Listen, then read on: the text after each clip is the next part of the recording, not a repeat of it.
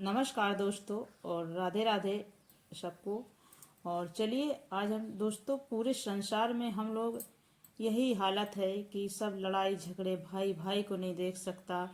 और घर परिवार में जो इतने लड़ाई झगड़े होते रहते हैं, सास बहू ननद, इसके बारे में चलिए जानते हैं। परिवार के लोग एक दूसरे से इतनी घृणा करते हैं, वही एक दूसरे के खिलाफ साजिश रचते रहते हैं। भाई भाई को देख खुश नहीं होता, बेटे को पिता से दिक्कत है, छोटी छोटी बहन को लेकर हम आपस में लड़ाई झगड़ा करने लग जाते हैं, जिससे पूरे परिवार का तनाव बना रहता है। आखिर परिवार में लड़ाई झगड़ा क्यों होते हैं, क्या कारण है झगड़ों का, आज हम इस कहानी के माध्यम से हम ये जानेंगे। और हम इससे आज ये भी जानेंगे कैसे हम इन लड़ाई झगड़ों को दूर कर सकते हैं और घर में कैसे खुशहाली का माहौल ला सकते हैं। बस आपको यह कहानी पूरी और ध्यानपूर्वक सुननी है और अंत तक जरूर देखनी है, तभी सर खेल समझ पाओगे, अन्यथा आप कुछ चीज़ों को वंचित रह जाओगे। एक समय की बात है, एक नगर में सेठ रहता था। वह सेठ बहुत धनवान था, उसका व्यापार बहुत दूर दूर तक फैला हुआ था। उससे उसका छोटा सा बहुत सी खुशी सा परिवार रहने वाला। उसके परिवार में और उनकी पत्नी रहते थे, वह और उनकी पत्नी रहते थे। सेठ सभी लोगों की मदद भी किया करता था और नगर में सभी लोग उसका बहुत सम्मान करते थे। उससे जीवन में किसी भी प्रकार का कोई भी दुख नहीं था। कुछ समय बाद सेठ की पत्नी एक पुत्र को जन्म दिया। अब तो सेठ की खुशियों का कोई ठिकाना नहीं रहा। उसने पूरे नगर में लड्डू बंटवाकर बहुत खुश या उसने अपने पुत्र का नाम गोपाल रखा। सेठ ने गोपाल को खूब अच्छे से ख्याल रखा और उनको पूरा किया। कुछ वर्षों के पश्चात और एक पुत्र सेठ ने दूसरे पुत्र को जन्म पर भी पूरे गांव में लड्डू बंटवा के उसने दूसरे पुत्र का नाम श्याम रख दिया। वह अपने दोस्तों पुत्र और गोपाल और श्याम से बहुत स्नेह करता था। उसको सभी प्रकार की सुख सुविधा दी थी, उनको बहुत अच्छी तरह से पढ़ाया लिखाया। सेठ ने अपने दोनों पुत्रों को हर ख्वाहिश को पूरा किया, जो भी गोपाल और श्याम ने उसे मांगा वह सब कुछ सेठ लाकर दिया, कभी कोई कमी नहीं रखी। धीरे धीरे समय के साथ सेठ के दोनों पुत्र जवान हो गए। अब ये मेरे व्यापार को संभाल लेंगे। फिर सेठ ने अपने दोनों बेटों को अपने पास बुलाया और उनसे कहा, गोपाल और श्याम बेटा, अब तुम बड़े हो गए हो, अब तुम्हें भी मेरा सर व्यापार संभाल और उसे आगे बढ़ाना चाहिए। अब तुम दोनों रोज मेरे साथ आया करो और मेरे व्यापार के बड़े में लिखा करो और कैसे क्या होता है, कैसे व्यापार किया जाता है। अब रोज गोपाल और श्याम सेठ के साथ आते हैं और व्यापार के बड़े बड़े सीखने को ही दोनों भाइयों ने व्यापार की उच्च नीच की बड़े से बड़े सीख लिया। अब सेठ की किसी बात की कोई चिंता नहीं थी। अपने अपना कारोबार अपने दोनों बेटों को हाथ में सौंप दिया। दोनों तक तो सब कुछ बहुत अच्छा चल रहा था, लेकिन धीरे धीरे दोनों भाइयों ने झगड़ा होने लगे। गोपाल बोला कि मैंने इतना कम किया है तो कुछ नहीं करता। श्याम बोला, मैंने भैया भी इतना कम किया है, आप मुझे ऐसा क्यों बोल रहे हो, जितना हक आपका है उतना हक मेरा भी है, तो वह अब मुझे कुछ नहीं बोल सकते हो।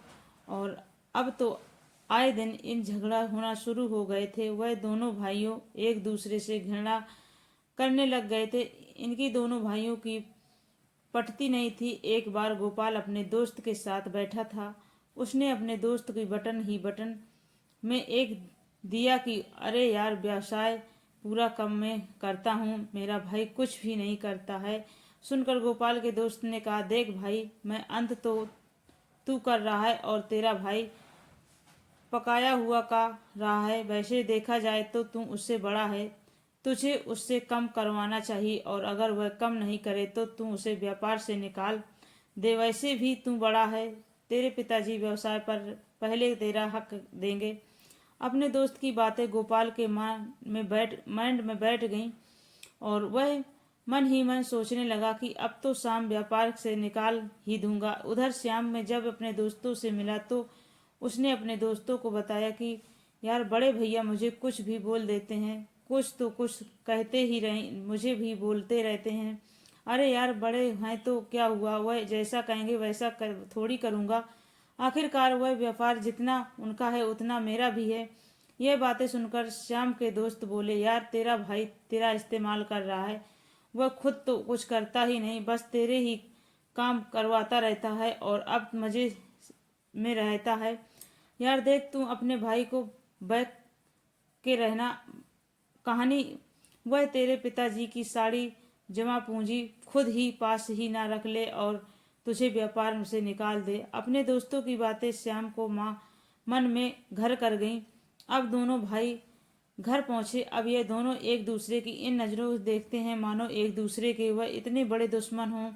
उधर सेठ और सेठानी को इन बातों का पता ही नहीं था कि दोनों भाइयों में इतना झगड़ा किस बात से हो रहा है।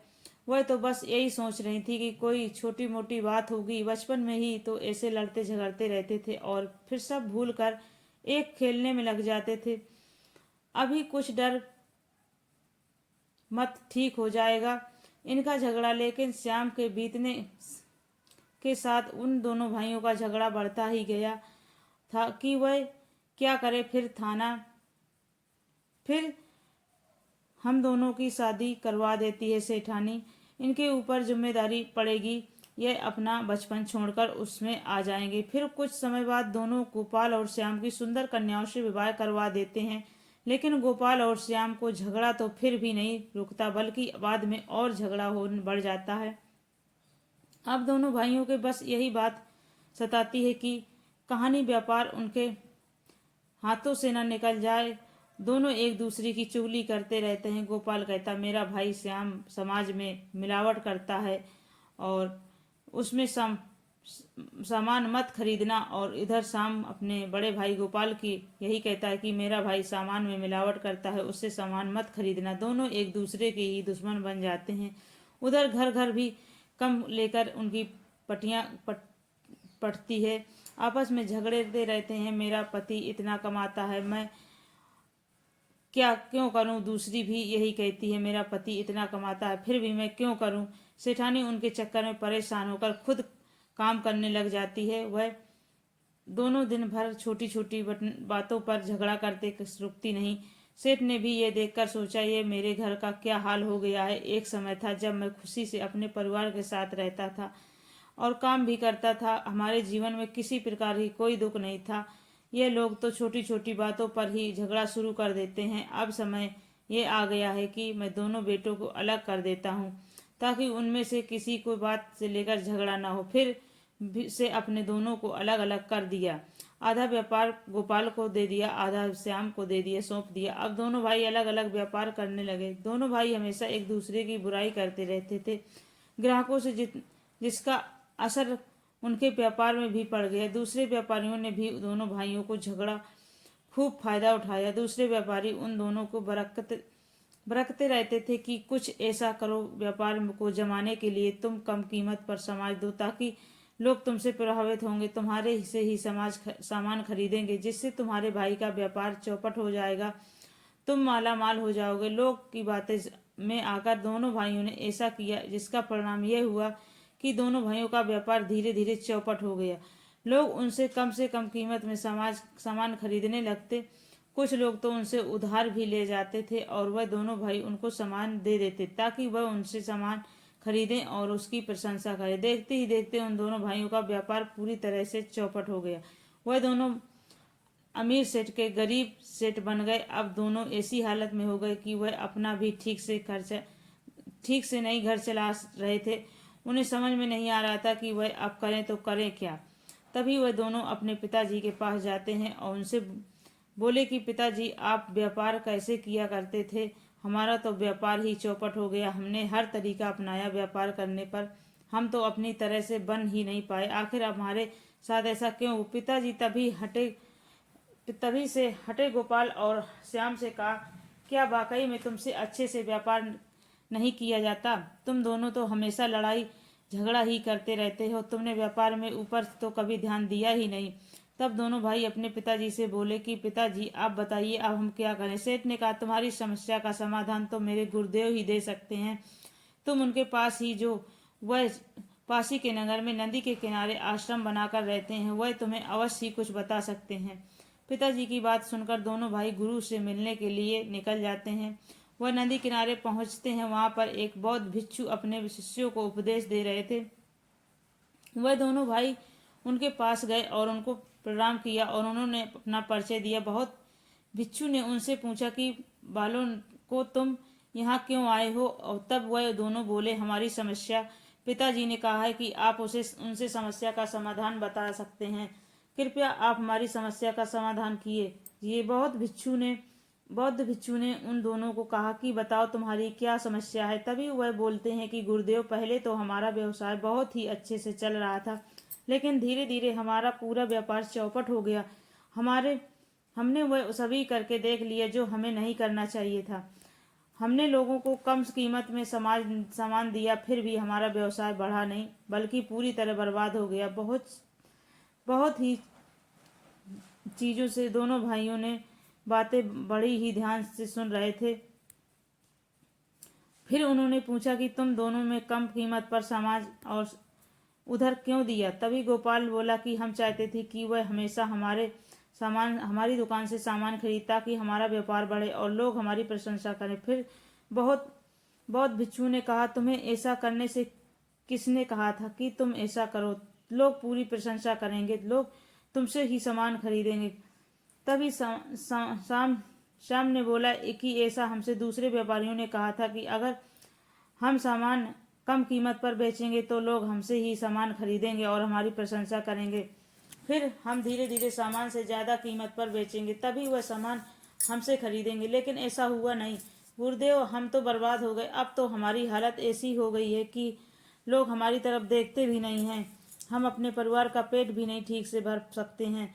हमारे पिताजी का नगर में बहुत सम्मान था, धनवान स्टोर में उनका नाम आता था, पर अब सब कुछ बर्बाद हो गया। फिर बहुत भिक्षु ने उनकी बात सुनकर उनसे कहते हैं कि मैं जो भी तुम्हें बताऊंगा उसे बड़े ध्यान से सुनना होगा। इस संसार में सबसे बड़ा धन, सुख और शांति। जब भी हम परेशान होते हैं, फिर हमारे सामने कोई समस्या आई है, तो हम सबसे पहले अपने परिवार के पास जाते हैं, क्योंकि परिवार के लोग ही तो होते हैं जो तुम्हारी समस्या को समझ सकते हैं। लेकिन तुम लोगों ने तो अपनी समस्या अपने परिवार वालों ना को दूसरों को कही। दूसरे लोग तो तुम्हारी समस्या सुनकर कभी सही नहीं निर्णय देंगे, बल्कि वह तो तुम्हें गलत रास्ते बताएंगे, गलत बातें बताएंगे। जो बात ही है नहीं है उसमें नमक मिर्च लगाकर तुम्हारे सामने रखेंगे। लोगों को ऐसा करने से बड़ा मजा आता है। उनको कोई फर्क नहीं पड़ता समस्या से जूझ रहे हों आप, तो उनके पास हल खोजने के लिए जाते हैं। आपको वह समझाने की बजाय उलझा देते हैं। इसलिए अगर हम किसी चीज की परेशान हैं तो सबसे पहले हमें अपने घर वालों के साथ बैठकर बात करनी चाहिए, क्योंकि आपके हर समस्या का समाधान लोगों के पास नहीं होता, बल्कि आपके परिवार के लोग के आपकी समस्या का अच्छे से हल कर सकते हैं। कभी भी अपने परिवार की कमजोरी किसी को मत बताओ। तुम्हारे भाई ने अगर नहीं पटती थी तो यह बात तुम दोनों को अपने तक ही सीमित रखनी चाहिए थी। अगर तुम दोनों अपने ही अच्छा साबित करने के लिए अपने भाई की बुराइयां करना शुरू कर दी, जिसका नतीजा यह हुआ लोगों ने तुम्हारी कमजोरी का फायदा उठाया, क्योंकि लोग को तुम दोनों की बताया है कि आपस में तुम दोनों की नहीं पटती। अगर तुम दोनों किसी को नहीं बताते, उनको कैसे पता चलता? क्या यह सब बताने के बाद लोगों ने तुम्हें अच्छी राय दी? क्या उन लोगों ने तुमसे कहा कि आपस में झगड़ा मत करो? नहीं, बल्कि लोगों ने तुम्हें एक दूसरे के खिलाफ भड़काया, और ताकि तुम दोनों आगे नहीं बढ़ सको और तुम लोग पास में समाधान के लिए और बदलने लोगों को तुम्हारी मुसीबत डाल दी। दूसरे लोगों ने भी कभी ये नहीं चाहेंगे तुम उनसे आगे मिलो, निकलो। हमेशा तुम्हें घृणा करते हैं, कोशिश करते हैं। आखिर दूसरे व्यापारी क्यों चाहेंगे तुम आगे बढ़ो? क्योंकि व्यवसाय कोई लात नहीं मायने देगा। वह तो वही चाहेगा कि कैसे भी सबसे बड़ा व्यक्ति मैं बन जाऊं। वह लोगों को कभी सही राय नहीं देगा। और तुम दोनों दूसरे व्यापारियों की बात मान ली और उनके कहे अनुसार धंधा शुरू कर दिया। क्या तुमने इसे वक्त पर एक बार भी अपने पिताजी से पूछा, पिताजी का व्यवसाय किस प्रकार करते थे? तुम्हारे पिताजी जो धनवान सेठ थे, क्या तुमने कभी उनसे रैली, उनसे सलाह मशुरा किया। जब तुम्हारा सब कुछ बर्बाद हो गया तब उनसे तुम पिताजी की याद आई। अगर तुम दूसरों की पूछने के बजाय अपने पिताजी से पूछे, शायद आज तुम्हारा व्यवसाय पर बात नहीं होता। कभी भी अपने परिवार के सदस्यों की बुराई दूसरे के मत करना, इससे तुम्हारे हासिल नहीं होगा। लोगों को तुम बताओगे मेरा भाई मेरे साथ ये करता है, मेरे पिताजी ऐसा किया, मेरे पिता माता ने वैसा किया, तो लोग क्या कहेंगे? तुम्हें बोलेंगे तू सुनता क्यों है उनकी, तू भी अब उनकी बातें मत सुन। जिससे क्या होगा? तुम्हारा नुकसान होगा। लोगों के बीच तनाव बढ़ेगा। लोग तो आग लगाने वाले तो होते हैं, पर उसे आग से उनका कुछ नहीं बिगड़ेगा, बल्कि तुम्हारा जलकर सब राख हो जाएगा। तुम लोगों ने एक दूसरे की बुराई की और लोगों से तुम्हें दूसरे के खिलाफ भड़काया, जिससे हुआ क्या? उनका तो कुछ नहीं बिगड़ा, लेकिन उनकी लगी आज ही तुमने दोनों बर्बाद हो गए। इसलिए कभी भी अपने घर के सदस्यों की बुराई किसी के सामने मत करो। अगर तुम्हें अपने भाई से किसी बात को लेकर समस्या है तो तुम आपस में बैठकर घर पर ही सुलझा सकते हो। उसका कोई न कोई अवश्य ही हल निकाल सकते हो। अगर तुम दोनों भाई मिलजुल कर व्यापार करते, अपने पिता से भी बड़े हो जाते, सेठ बनते। तुम्हारे पिताजी अकेले थे, अगर मगर तुम हो तो मिलकर दो अपनी मेहनत करके अपने व्यापार की बुलंदियों तक पहुंच सकते थे। लेकिन तुम दोनों ने एक दूसरे की बुराई करने से ही हर वक्त निकाल दिया। हर परिवार से छोटे मोटे झगड़ा होते रहते हैं, लेकिन उन पर परिवार को कभी भी बांटना नहीं चाहिए। और जहाँ जहाँ 5-10 लोग रहेंगे वहाँ कुछ ना कुछ मनमुटाव होगा जरूर, लेकिन हमें उन मोटी छोटी बातों को ध्यान नहीं देना है। और ऐसी कुछ बातें अपने आप ठीक हो जाती हैं। अगर तुम उन छोटी बातों को झगड़ा करना शुरू करोगे तो बाद में ही बिगड़ जाएगी। अगर आपसे अकेले में तो बात बोल भी दे तो उन बातों को सुनकर उन्हें कुछ नहीं होगा, लेकिन अगर आप भी उनको साथ जवाब डांग दिया तो परिवार में तनाव बढ़ेगा और आपका घर बिखर जाएगा। हमें ज्यादा से ज्यादा समय अपने परिवार वालों के साथ बिताना चाहिए, ताकि ना कि बल्कि हर और उनके भावनाओं को पता चले। परिवार में सभी सदस्य एक दूसरे से बहुत प्यार करते हैं, मगर वह दूसरे की बातों में आकर एक दूसरे के खिलाफ हो जाते हैं। अगर तुम्हारे ऊपर कोई मुसीबत आ जाए, सबसे पहले तुम्हारा परिवार ही तुम्हारा साथ देगा। बाकी के लोग तुम्हें उसी मुसीबत में करने में के लिए छोड़ देंगे। परिवार में सुख शांति तभी बनी रह सकती है जब हम एक दूसरे के समझेंगे, हमेशा परिवार के लोग की सम्मान करेंगे, उनकी भावनाओं को समझेंगे। और परिवार के साथ अपनी ईमानदारी से तुम दोनों अपने व्यापार को फिर से खड़ा कर सकते हो। बस मेरी यही बातें हमेशा याद रखना। उसके बाद गोपाल और श्याम बहुत भिक्षुओं के प्रणाम करते हुए और दोनों एक दूसरे के गले लग जाते हैं और वह वादा करते हैं कि वह अब मिलजुल कर ही रहेंगे और साथ ही अपना व्यवसाय खड़ा करेंगे। कभी फिर दूसरे की बातें नहीं सुनेंगे आएंगे और न ही परिवार की बातें किसी को बताएंगे। दोस्तों, आशा करते हैं आपने इस कहानी से जरूर कुछ अच्छा सीखने को मिला होगा। अगर आपको यह कहानी अच्छी लगी हो तो वीडियो को लाइक करें और चैनल को सब्सक्राइब करें। मिलते हैं अगले वीडियो में, जब तक के लिए धन्यवाद दोस्तों।